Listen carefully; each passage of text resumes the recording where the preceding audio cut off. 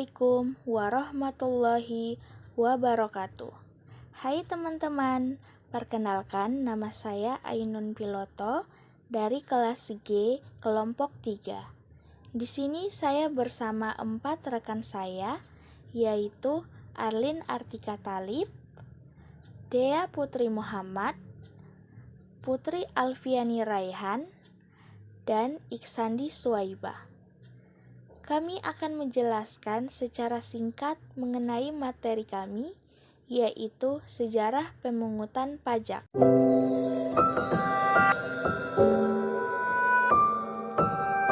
Pajak merupakan salah satu komponen penting dalam perjalanan suatu bangsa. Hampir semua negara yang ada di dunia ini menerapkan suatu aturan maupun skema tentang pengenaan pajak, baik secara langsung maupun tidak langsung. Sejarah panjang tentang pengenaan pajak di Indonesia telah berlangsung sejak zaman kerajaan, kolonial, sampai dengan sekarang. Sehingga sebetulnya masyarakat Indonesia sendiri tidak asing dengan kata pajak. Namun, karena pengenaan tiap-tiap zaman berbeda dan di era sebelumnya cenderung merugikan masyarakat, akhirnya menimbulkan sifat resistance terhadap pajak itu sendiri. Berikut ulasan singkat pengenaan pajak dari masa ke masa di Indonesia. Era pra-kemerdekaan. Bangsa Indonesia telah mengenal pungutan sejenis pajak bahkan sebelum dijajah oleh bangsa Eropa dan Jepang. Masyarakat telah mengenal upeti, yaitu pungutan sejenis pajak yang bersifat memaksa.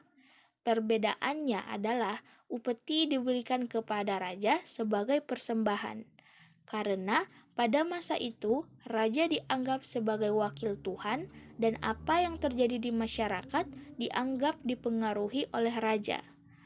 Meskipun kemudian masyarakat mendapat imbalannya berupa jaminan keamanan dan ketertiban dari raja. Perlu dicatat, bahkan pada masa itu beberapa kerajaan seperti Majapahit, Demak, Pajang, dan Mataram mengenal sistem pembebasan pajak, terutama pajak atas kepemilikan tanah. Biasanya, pembebasan tersebut diatur dalam beleit yang dituangkan baik dalam prasasti ataupun dicatat dalam kitab kesusastraan. Ketika masuk era kolonialisasi oleh Belanda dan bangsa Eropa, pajak mulai dikenakan. Dalam catatan sejarah, Badan Otonomi Belanda yaitu VOC memungut pajak diantaranya pajak rumah, pajak usaha, dan pajak kepala kepada pedagang Tionghoa dan pedagang asing lainnya. Namun, VOC tidak memungut pajak di wilayah kekuasaannya seperti Batavia, Maluku, dan lainnya. Kemudian pada masa Gubernur Jenderal Daendels juga ada pemungutan pajak, yaitu memungut pajak dari pintu gerbang dan pajak penjualan barang di pasar, termasuk pula pungutan terhadap pajak rumah. Masuk ke era pendudukan Inggris, Gubernur Jenderal Raffles juga dikenal sistem pemungutan pajak yang dikenal dengan Land Rent Stelsel, yang mana meniru sistem pengenaan pajak di Bengali, India, yaitu pengenaan pajak atas sewa tanah masyarakat kepada pemerintah kolonial. Inilah yang menjadi cikal bakal pengenaan pajak bumi dan bangunan atau PBB. Pengenaan pajak Land Rent Stelsel ini berdasarkan sistem rakyat wari, yaitu pengenaan pajak secara langsung kepada para petani. Dalam hal ini, tarif pajak adalah pendapatan rata-rata petani dalam setahun. Kenapa dikenakan kepada petani? Raffles beranggapan bahwa tanah yang dikelola oleh petani merupakan tanah para raja, sedangkan para raja dianggap menyewa tanah tersebut kepada pemerintah kolonial. Kemudian terdapat juga aturan mengenai pajak penghasilan pada era kolonial. Aturan pajak atas penghasilan dikenakan kepada pribumi maupun orang non-pribumi yang mendapat penghasilan di Hindia Belanda, sebutan Indonesia kala itu. Aturan ini yang menerapkan adalah pemerintah kolonial Belanda pada abad ke-19. Pajak pendapatan untuk pribumi dikenakan atas kegiatan usahanya seperti perdagangan sehingga dikenal dengan business tax. Sedangkan untuk orang non-pribumi dikenakan atas paten usaha bidang industri, pertanian, kerajinan tangan, manufaktur, dan sejenisnya.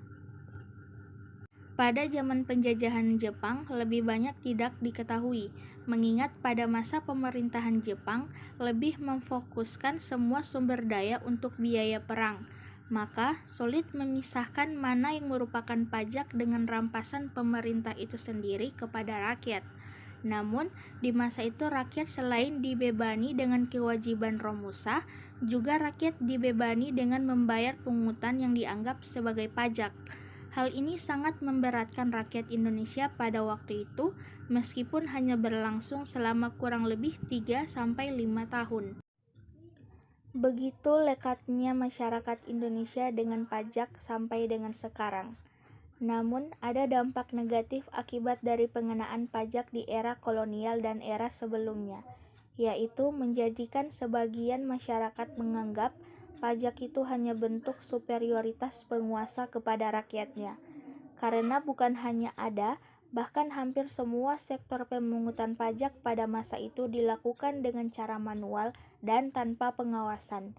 Hal ini menjadi penyebab rawannya penyelewengan pemungutan pajak pada masa itu yang menimbulkan banyak dilema dan meninggalkan kesan negatif hingga saat ini.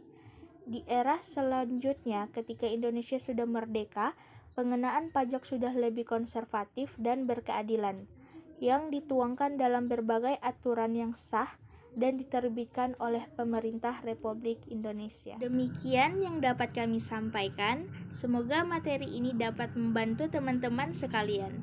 Wassalamualaikum warahmatullahi wabarakatuh.